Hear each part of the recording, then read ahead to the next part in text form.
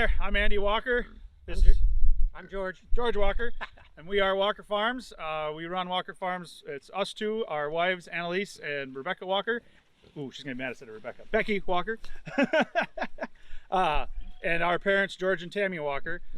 We run Walker Farms. Walker Farm consists of chicken, pork, beef, turkey, lamb, and eggs, right? Yeah. Is that all of them? Right now, I think. Yeah. 6.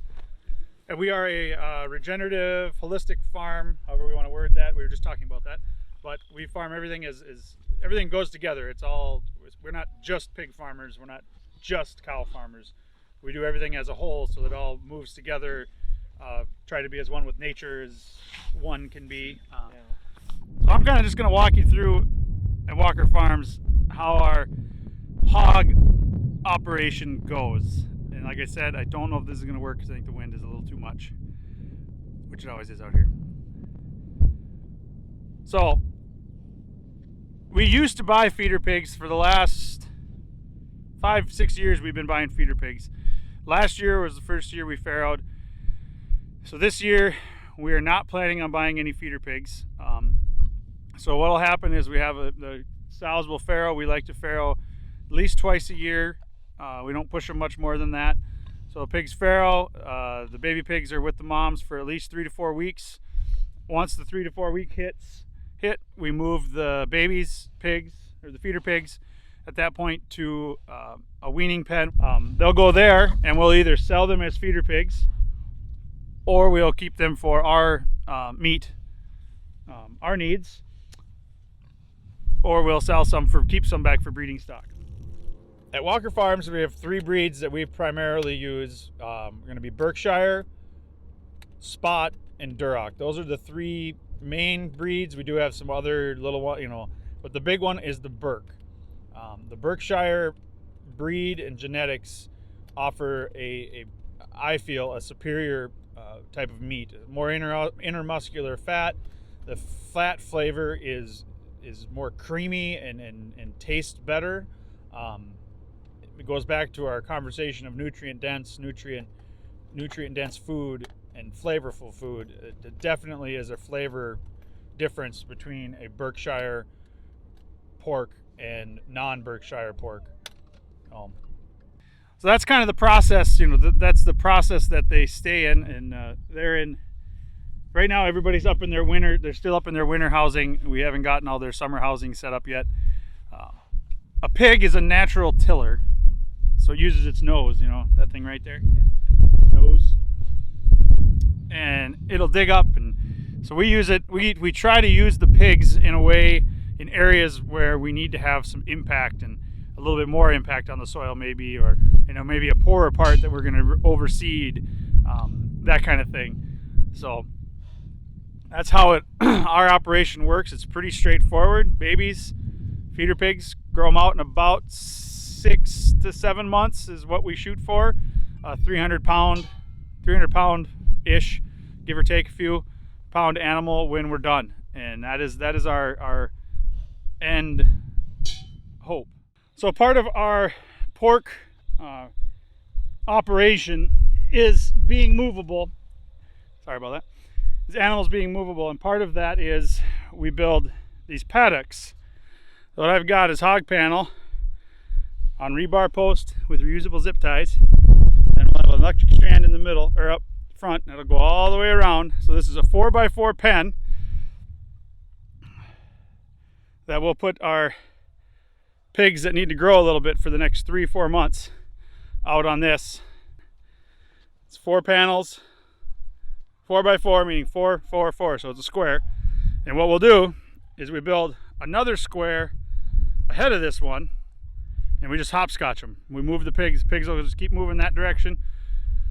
We're going to run them over this area that we've been driving on all winter for some compaction to get it tilled up, and like I said, we'll interseed behind the pigs with probably some radishes or something to help break up that compaction. But the ideal situation is we're going to get them over here to where the cows have been all winter, and then they'll go into here and they can get in here to all this organic matter, and we'll do the same thing in here, but now we have all this organic matter for these pigs to rustle up and do pig things in, and middle of summer this will look amazing.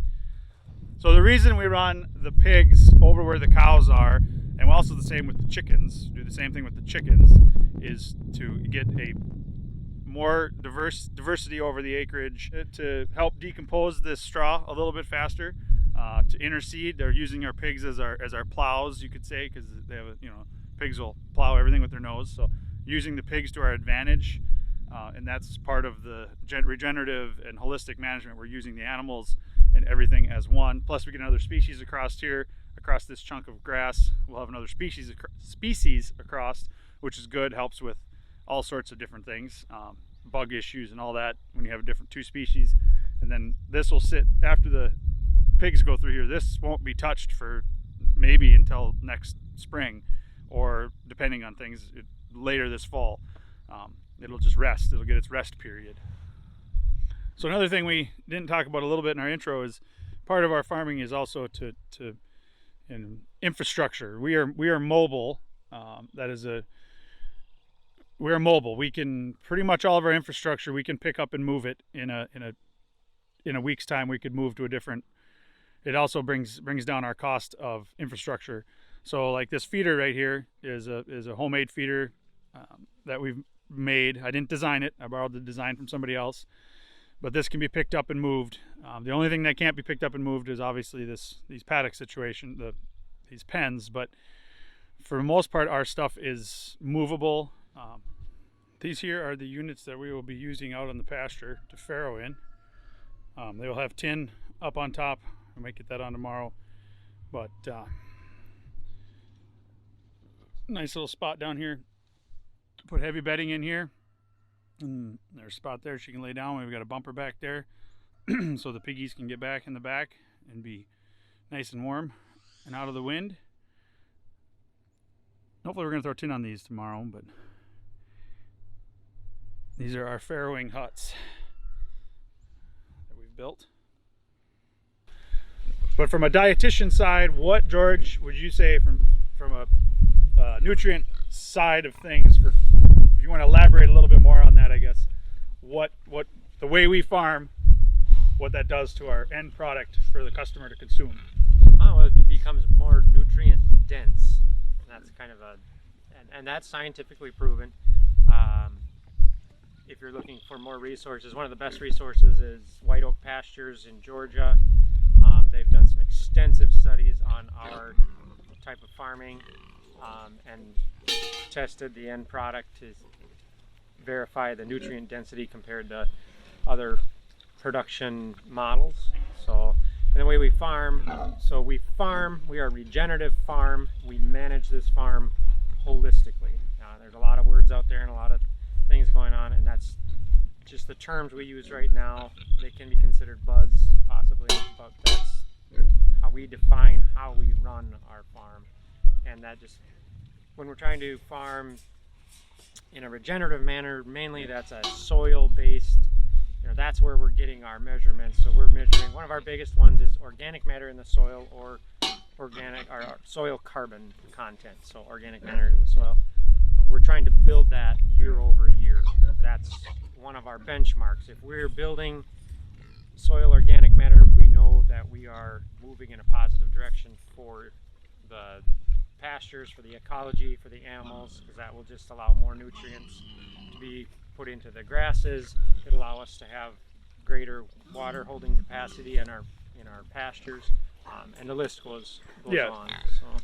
So it would be a benefit. I'm going to ask some questions. What's a benefit to a consumer? Not only just nutrient dense, but how does, and I elaborate, you buy product from us, you're not only helping nutrient dense food, you're helping the environment.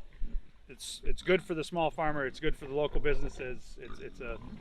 It's a win-win, if you want to say, all around. Yeah, right? A lot of winning going on there. You're trying to build community. We're trying to, we're a small to medium-sized farm, depending on your definition of that. In our environment, in Minnesota, where we have ample rainfall compared to a lot of places, this is a management system that works here. And then we sell direct to consumers, so we're able to benefit from that. And it allows our consumer to know where their food is coming from, and that's becoming more and more of a want. Don't mind them. In the food world. So we are completely open, transparent about everything that we do. There is no, you can come out here at any time you want and see anything we do. We have no secrets. Yeah. Would you say, you might be asking yourself, are we organic? That's a question I get asked a lot. Yeah. Are you organic? Yeah. We farm organically from the organic standards, actually above and beyond what organic standards would require. We are not certified. Why are we not certified? One of the big reasons is we sell directly to our consumers. So we have a transparency that they can come and check anything they want, they can ask any questions, they can know exactly what we're doing.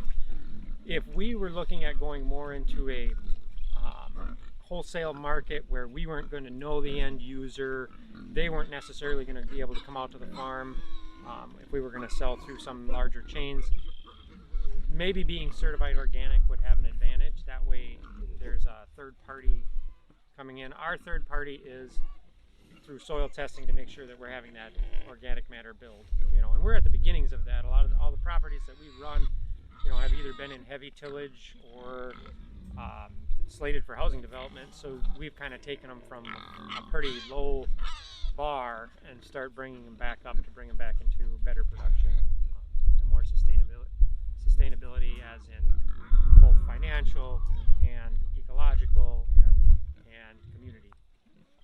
Thanks for watching, and I hope you guys got something out of this. Thank you very much, and remember, oh yeah, get to know your farmer.